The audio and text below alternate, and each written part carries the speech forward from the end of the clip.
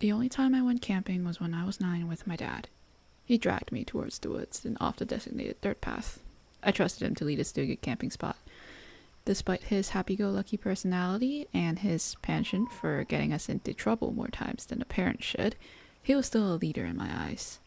I always followed behind, stepping into his much bigger footsteps, carefully and steadily walking in the same direction that he would go. Dad decided that we should explore the woods before settling into a spot for the night, hoping to find an anomaly among the greens.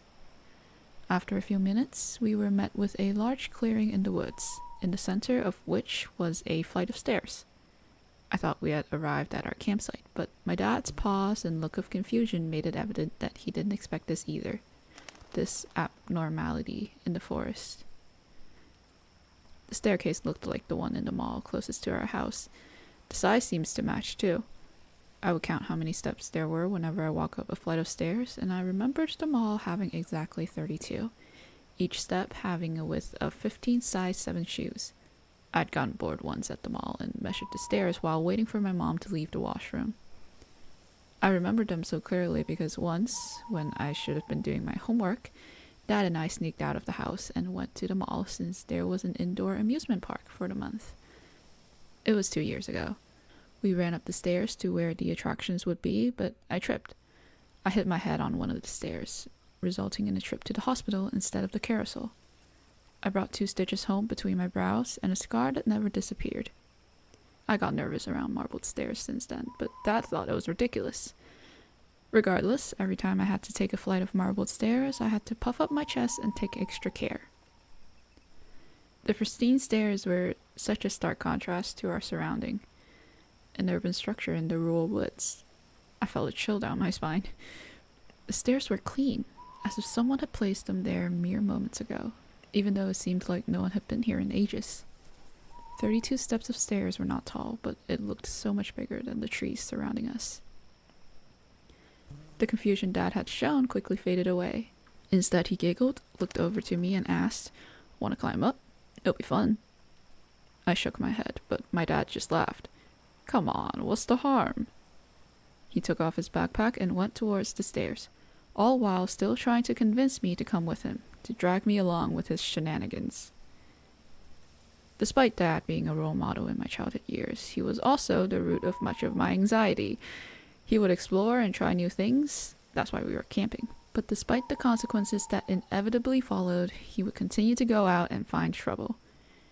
Though I have learned what consequences are, Dad had yet to do the same. I protested him going up the stairs, but he argued against my concern. I wanted to pull him back, but he was too strong, and he tried to pull me towards the stairs instead, so I withdrew before he dragged me further. My hands were getting clammy, and my heartbeat was in my ears as he ascended 2 steps at a time. He looked around, trying to admire the view, but since there were only trees around us, he shook his head dramatically at the disappointing sight, then turned around to return to the ground. My ears rang when I saw him descend. My unease mounted as the forest grew quiet. Not a single chirp from the birds, nor a rustle from the wind, nor a ring from the cicadas.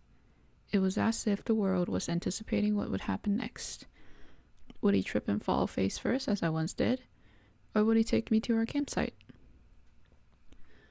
Perhaps it was the anxiety, but I swore I saw him disappear for a fraction of a second when he reached the last 2 steps.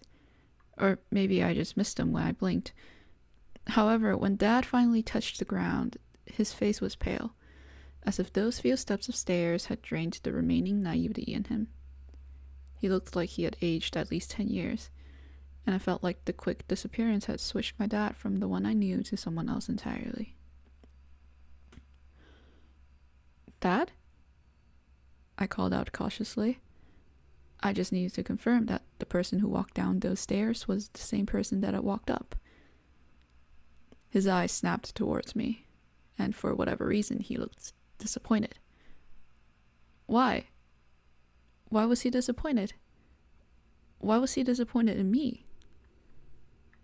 He walked over to me and picked up his backpack again.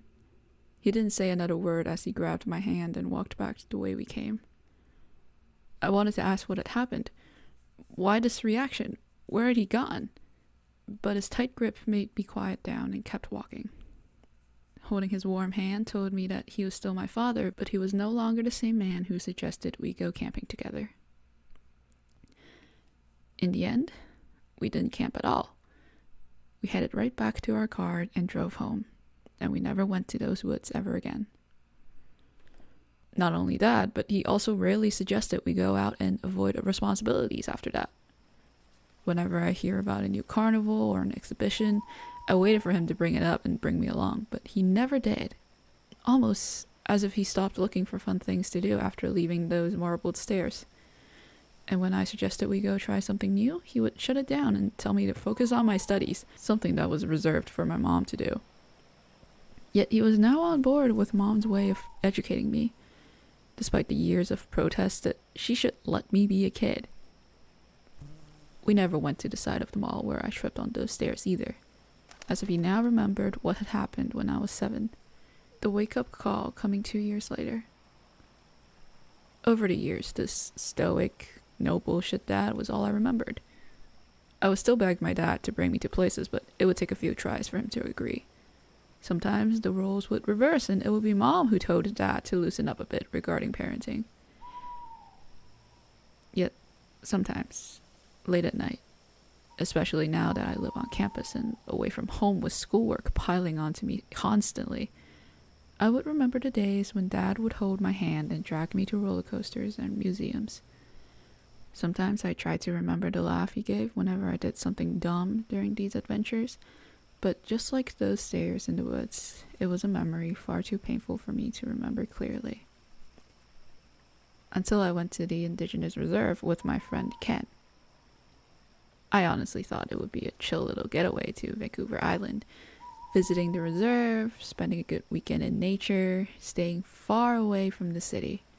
There would be nothing special or outstanding about the trip, and that's how it should have been. Except when Ken brought me to the woods. It was meant to be a light walk after dinner, and he said he had something cool to show me. He always acts like a hyperactive puppy, always coming up with stuff to do with me, and after years of boredom with my dad, it was a surprise the two of us got along. Maybe because he was just like that, pre-stairs. He reminded me of how much fun I had when I was young. Maybe that's why I indulge in his antics and we come up with dumb stuff to do. We always got into trouble together, but he always laughed it off. This carefree Ken had helped me build a childhood I was robbed of. The woods surrounding the reserve had a walking trail, but of course we walked off the path. Ken said, "Don't tell anyone, but we're gonna go see something cool." I thought it would be a weird-looking tree that he thought was funny, since he was easily amused. That's probably why I liked hanging out with him.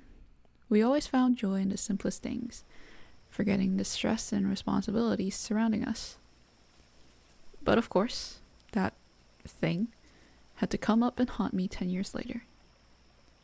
He led me to a clearing, and from a few meters away I could see the outline of the peculiar object, the abnormality in nature.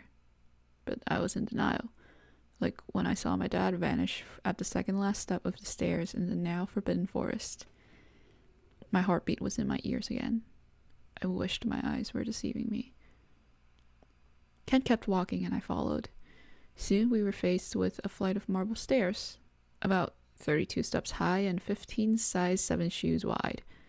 I didn't know how I still remembered those exact numbers after all this time, and even after I had grown much taller than I was 9, it still looked as imposing as the day I first saw it.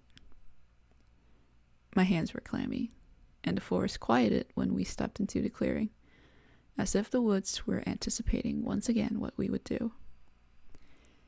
The people at the reserve said we shouldn't climb up, but it's just a flight of stairs. What's the harm in that? Ken chuckled lightheartedly. Just like my father had said. They probably warned us for a reason, I said. My ears were starting to ring, and I was getting dizzy. Oh, come on. It's not like it's gonna hurt anyone. Ken laughed and started walking towards the first step, still trying to convince me to climb up with him.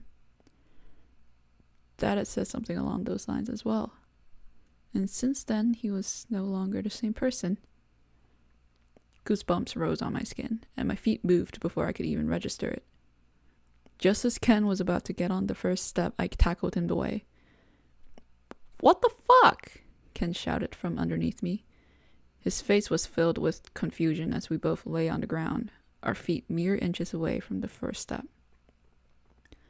My ears stopped ringing, but the forest was still quiet. No wind, no cicadas, no birds. Only my heavy breathing and Ken's irritated questioning filled the silence. I didn't reply. I didn't think I could anyways. I just grabbed him by his arm to stand up and walked right back where we had come from. I can't let those stairs take Ken away just like they did to my dad. I can't make the same mistake I made 10 years ago.